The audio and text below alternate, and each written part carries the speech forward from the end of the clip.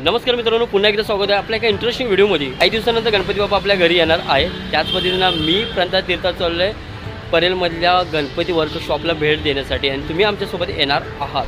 मला आणि प्रांताला ऑफिसला सुट्टी होती आणि अचानक प्लॅन झाला की गणपती वर्कशॉपला तीर्थाला घेऊन जायचं। मी प्रांता तीर्था फायनली पोहोचलो गणपती वर्कशॉप परेलमध्ये।